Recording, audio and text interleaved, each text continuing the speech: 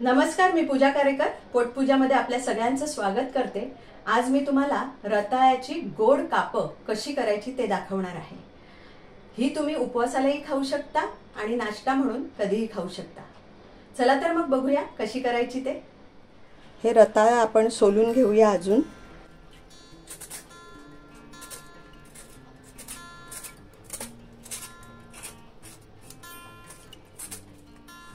हल्ली रताळी खूप अगोड असतात, तर आता आपण रताळ्याची गोड कापं करणार आहोत।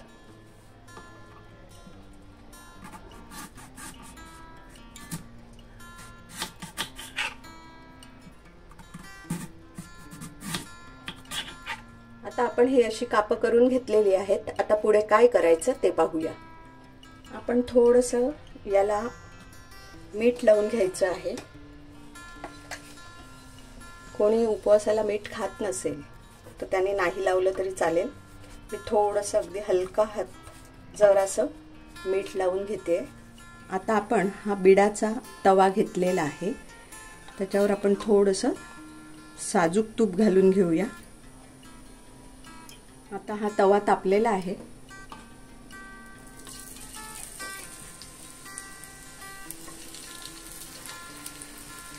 आपण ही कापं अशी लावून घेऊया। 5 मिनिटं आपण झाकण ठेवणार आहोत, जेणेकरून ती कापं शिजली पाहिजे।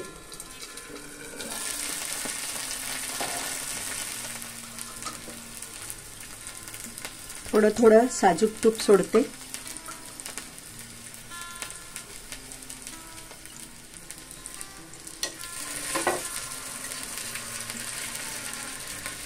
आता आपण उलटून घेऊया।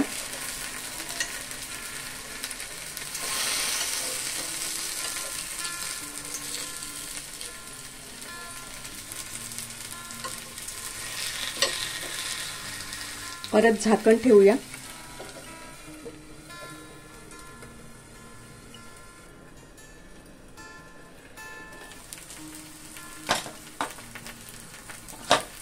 आता आपण चेक करूया शिजलंय का। शिजलंय, अगदी सहज सुरी जाते आतमध्ये, म्हणजे आपलं रताळं आता शिजलेलं आहे। पुढे काय करायचं ते पाहूया। आता थोडी थोडी मी साखर घालते बाजूनी।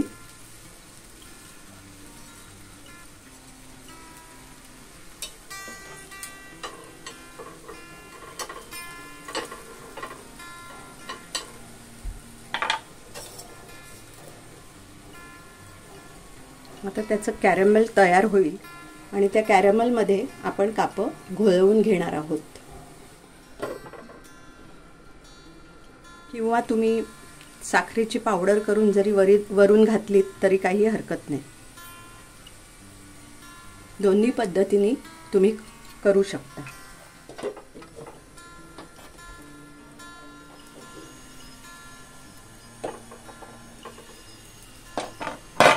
आता हे असं ब्राउनिश कलर आलेला आहे साखरेच्या पाकाचा, तर आपण त्याच्यामध्ये आता ती उलटी घोळवून घेऊया।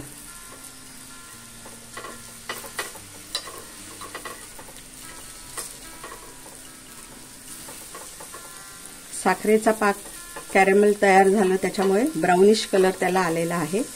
त्यामुळे जरी अगोड असलं रताळं तरी सुद्धा कापं आपल्याला गोडच लागणार। आता 1-2 मिनिटं आपण झाकण ठेवणार आहोत आणि 2 मिनिटात आता ती तयार होतील। आता आपली ही कापं तयार आहेत, तर ही खायला खूप छान लागतात। उपवासाच्या दिवशी ही कापं तुम्ही खाऊ शकता। Caramel sweet potato.